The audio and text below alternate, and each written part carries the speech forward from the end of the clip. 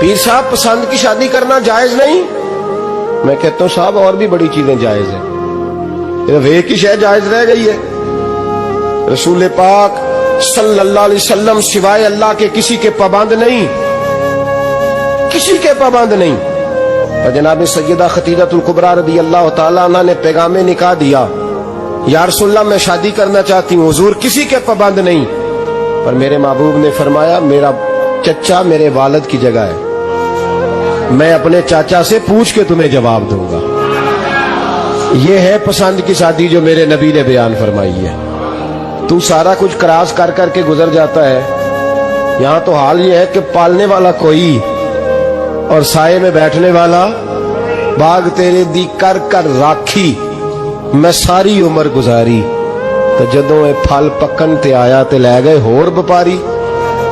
اور بیٹا گزرتا ہے اماں کے دروازے کے آگے سے، اماں کے دروازے کے آگے بیٹا امرود لے کے آیا ہے 6 کلو، توجہ ہے میری بات پر؟ ادھر دیکھیں جی، چھوڑیں تھوڑی دیر ہماری سنیں۔ وہ امرود لے کے آیا 5-6 کلو، تو اماں کے دروازے کے قریب سے گزر گیا رات کو، تو کمائی کھانے کا ٹائم آیا نا تو گزر گیا، تو وہ وزیر اعظم سے ڈرتا ہے نا، تو جا کے بی بی سے کہتا ہے بی بی کے حقوق دینا بھی رسول اللہ کی سنت ہے، لیکن یہ کیا بات ہوئی، تو نے بیوی اور ماں کا مقابلہ شروع کرا دیا؟ سمجھ تو صحیح، یہ تیرے لیے کعبے کی جگہ ہے اور تو بیوی کے لیے کعبے کی جگہ ہے، اسے بھی سمجھنا چاہیے، غور کرنا چاہیے۔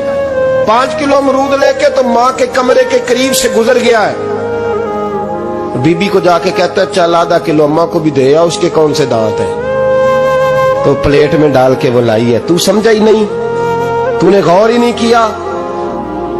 بندہ تو وہ ٹھیک نہیں تھا، نیپولین، تو کسی نے اس سے پوچھا تھا بتا زندگی میں پیسے لینے کا مزہ کب آیا؟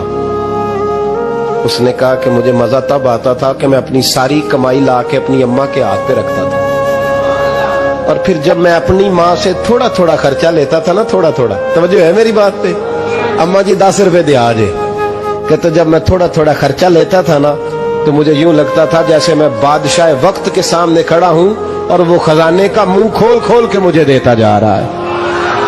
تو اس ذائقے کو سمجھ تو صحیح بھائی، تو اس کو سمجھ تو صحیح بھائی، یاد رکھیں اور غور کریں۔ ماں اور باپ، اور پھر یہ بھی سن لیں، نبی پاک صلی اللہ تعالی علیہ وآلہ وسلم نے ماں باپ کے لیے فرمایا ہما جنتک و نارک، یہی تیری جنت ہے اور یہی تیرے لیے جہنم ہے۔ اگر یہ راضی ہو گئے تو تیرے لیے جنت ہے، ناراض ہو گئے تو چاہے تو 100 پیر کے مزار پہ حاضری دے آ، لیکن جب تک ابا راضی نہیں اتنی دیر تک اللہ راضی۔ یہ حدیث پاک ہے، حضور نے فرمایا جس کے والد راضی اس کا اللہ راضی، اور جس کا باپ ناراض اس کا اللہ، ہاں بے شک۔ اب یہ حدیث